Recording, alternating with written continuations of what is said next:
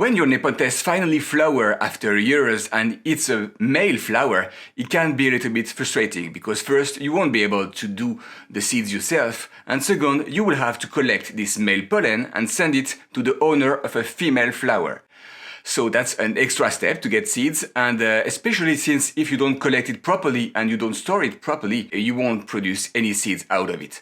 But relax, I got you covered. Today we'll talk about that. Hi, my name is Remy and I love Nepenthes. For the sake of this video, we will assume that you know that you have a male flower. If you don't know if you have a male flower or not, I will put a link at the end of this video, so you will be able to identify if you have a male flower or a female flower.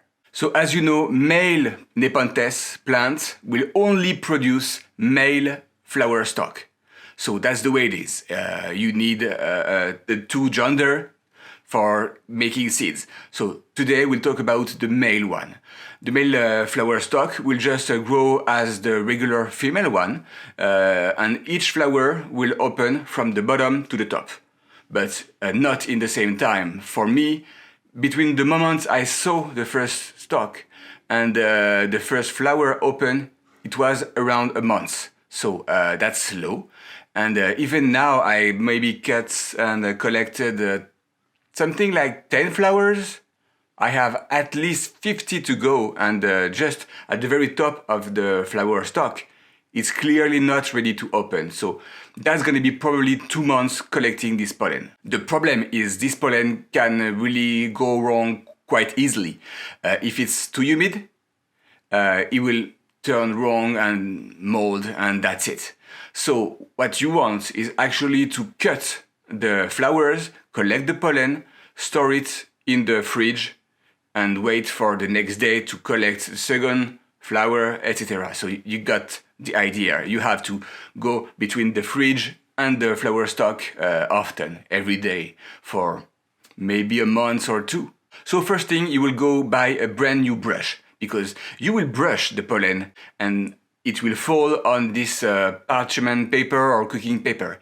You don't want something that is porous, where the pollen will kind of fuse with the paper. No, you want like the cooking paper that is totally clean.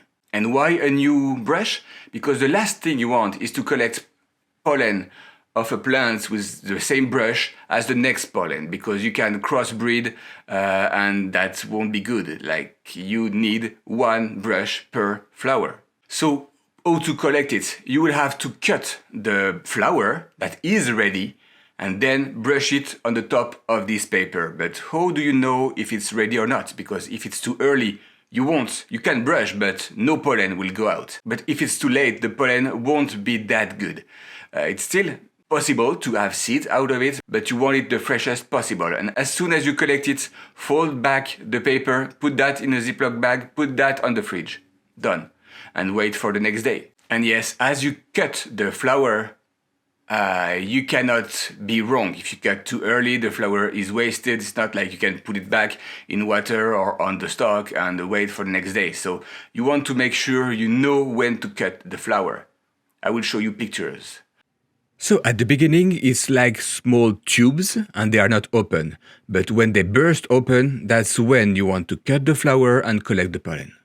So if you spot that you have a male flower, there is two Facebook groups that you could check. There is the Nepenthes Mate Finder. I will put a link on the description of the video. And the other one is like homemade Nepenthes or homemade seed Nepenthes, something like that. I will also put the link. If you want to make sure you have a female or male Nepenthes flower, here is a video for you. And if you have any question, please shoot in the comment. Please like and subscribe. And until next time, happy growing.